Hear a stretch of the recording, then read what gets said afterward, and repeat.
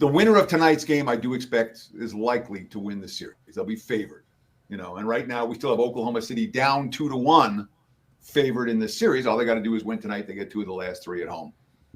Nonetheless, we can expect competitive basketball. What have we seen? 2 of these 3 games have come down to the final couple of minutes, one of them coming down to a final shot.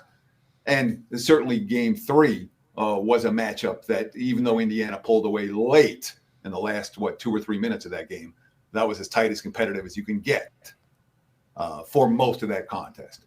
And usually, Andy, when it comes to these big game breakdowns, I've got a stack of notes, and I'm looking at. By the time it gets to game 4 of the NBA Finals, I have no notes. It's all from you. And the thought process from a side standpoint here, OKC is the better team. It's an OKC spot, but Indiana is the undervalued commodity in this series. And when you have those 3 factors, you have the better team in their spot, but the point spread is wrong, to me, that's problematic for OKC. Would anyone be shocked to see another tight game coming down to the wire tonight? I wouldn't. I don't think you would. I don't think anyone would. So to ask OKC to handle this pressure, again, they haven't done this before. They haven't been here before. They're 0-8 ATS on the road in the postseason. I can't ask that team to cover 6 tonight. So it's Indiana or pass, and it's not a Pacer spot, and I don't think they're the better of the 2 teams. So from a side standpoint, I got nothing for you. I'm not close to making a bet. I don't have a lean. I won't lay it with OKC. I'm not taking it with Indiana. From a total standpoint, however, I think there's money to be made. This is a client play for me tonight, and we are on the under 226, I believe is the number I released, and it's 227 right now. If you shop around, you can find 227.5. The money's come the other way this morning. Let's talk about what these 2 defenses are capable of doing. First of all, OKC's got as good a defense as there is in the league. And we saw it in each of the first 2 games. I understand that they gave up a flurry in the second half of game 1. But for the majority of that game, we saw Oklahoma City play elite level defense. There was nothing in the paint for the Pacers, and there was nothing when it came to transition buckets. Game 2, more the same for OKC in that sense. Halliburton contained.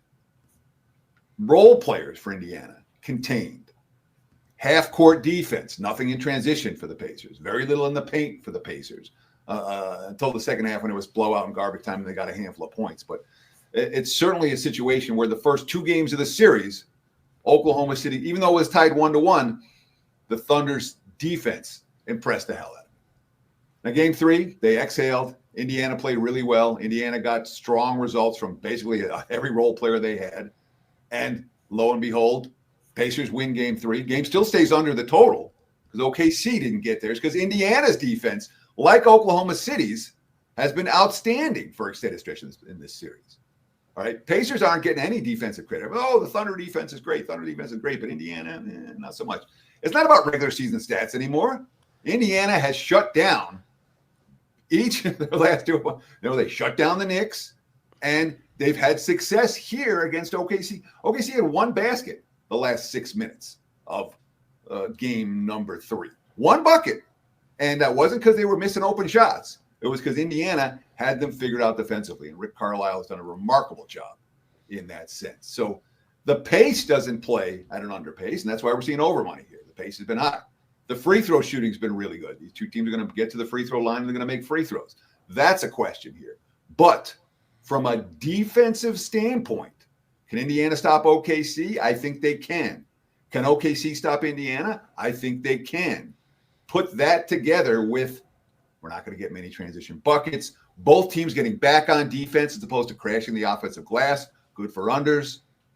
I think tonight's game goes under as well. Just like game 3, just like game 1, I'm expecting a relatively low-scoring affair. First 1 to 110 wins tonight, and that puts me on the under. I'm sorry, I didn't mean to interrupt you there. What do you have up for clients besides that awesome cup?